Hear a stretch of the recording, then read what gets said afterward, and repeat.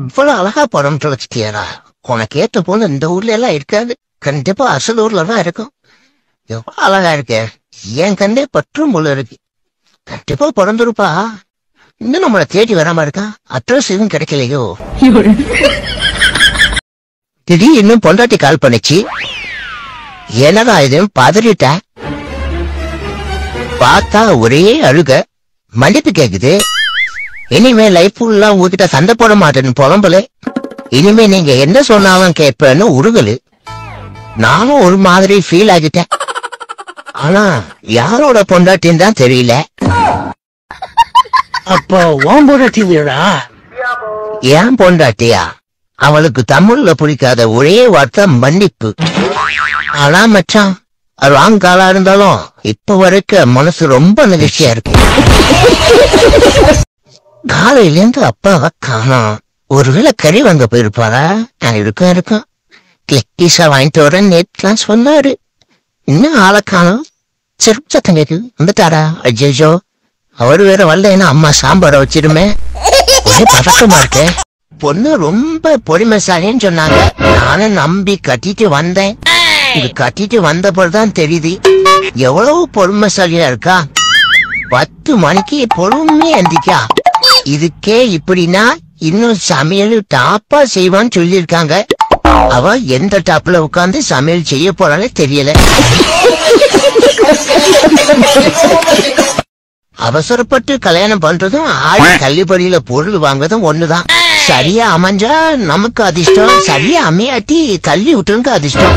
பொதுவா முக்காசி பேருக்கே தள்ளி விட்டவங்களுக்கு தான் அதிர்ஷ்டமா இருக்கு. நமக்கு எப்பெல்லாம் அதிர்ஷ்டம் அடிக்குமோ? மாசம் பிறந்து 10ஆம் தேதி மேல ஆயிட்டுனாலே வீட்டு வாடகை வாங்கிறதுக்கு வீட்டுக்காரன் வந்துருதான். நல்ல வேலை சுரங்க பார்த்த போட்டதுனால தப்பிச்சாச்சு. உனவி தெரியுண்டா, நீ இப்படிதான் பின்னாடி கூறி வாழ்வன்ட்டு. என் வீட்டுல எங்கெங்க சுரங்க பார்த்தா இருக்கு எனக்கு தெரியாதா?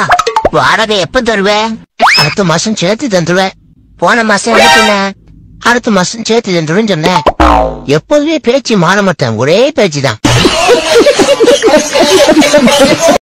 வந்துட்டான் கேமரா தூக்கிட்டு வீடியோ எடுக்கிறதுக்கு. இதுங்க பயத்துல பிறந்துட்டு 40 அவஸ்தை இருக்கே. எப்பா முடியலடா. சமையனை யாருக்காவது தத்து கொடுத்துருங்கடா, உங்களுக்கு புண்ணியமா போகும். போன் பார்த்தா கண்ணு வலிக்குது, தூங்க போனா கொசு கடிக்குது, வெளியே போனா வெயில் அடிக்குது, வீட்டுல இருந்தா போர் அடிக்குது. ஒரு மனுஷனுக்கு வாழ்க்கையில பிரச்சனை வரலாம், ஆனா பிரச்சனையே வாழ்க்கைய வந்தா என்னதான் பண்றது? மூஞ்சிக்கு போடலாம்னு கடலை மாவு, தக்காளி, தயிரெல்லாம் கலந்து ஃபேஸ் பேக் ஒரு கிண்ணத்துல ஃப்ரிட்ஜில் வச்சிருந்தேன். போண்டா சுட்டு தின்னுருக்காங்க. மனுஷங்களா நீங்கெல்லாம்? என் வாழ்க்கையில இன்னும் நான் என்னெல்லாம் கொடுமையை பார்க்கணுமோ எனக்கே தெரியல.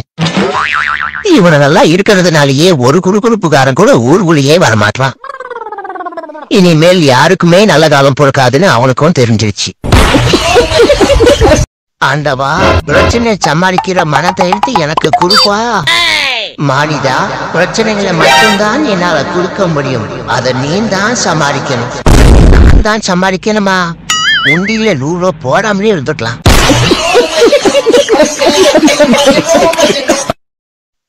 காலையில எழுந்ததும் மொபைல் பார்க்க கூடாது. நல்ல தகவலா இருக்கே. எதுல பார்த்த? மொபைல்ல தான் காலையில பார்த்தேன்.